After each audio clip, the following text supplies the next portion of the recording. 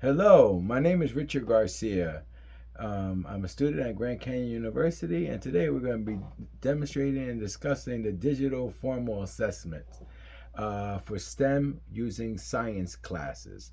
Um, our topic today will be the electron transport chain, or ETC for some people. Um, by utilizing technology with the assessment, we do three important things. I noticed that we do accountability data, which is very uh, it speaks for itself because it allows the students to take ownership for their own learning and their own time pace material. You know, like the all the cognitive learning that they develop along the way, which goes into part two of of the three things that I found most important is the real time feedback. It comes because it's on time. With the feedback, as educators, we have the ability to take them and not give them the answers, but lead them to the answers, and it allows the students to do their own self correctness.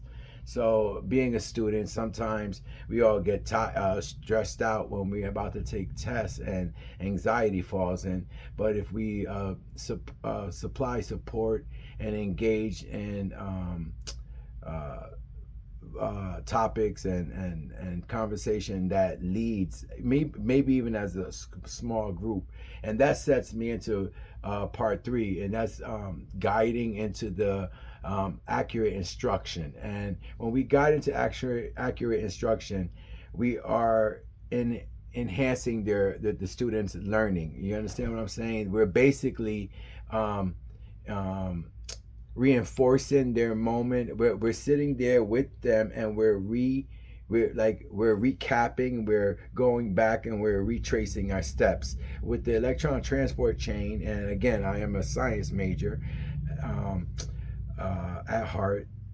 In the beginning, it takes time and to learn the steps and understand how the plants and the animals, they have a very unique and distinct way of sharing, but differently with the cellular respiration. So as you can see in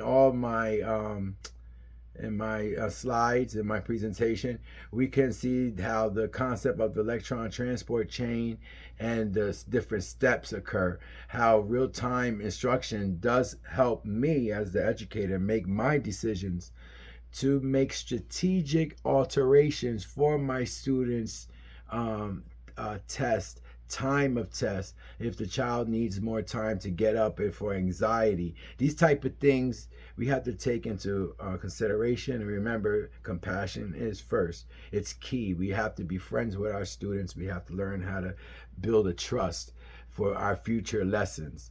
But back to that differentiated instruction, I just wanted to go back and say that by modifying the different levels of the test, we are, as the educators, we are able to target and basically know what we have to do to change.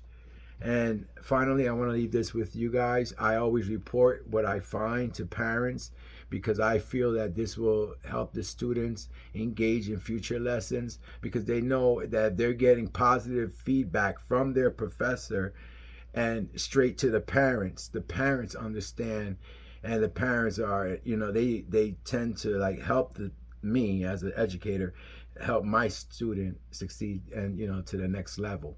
And I want to say thank you, and I hope I didn't take on too much time.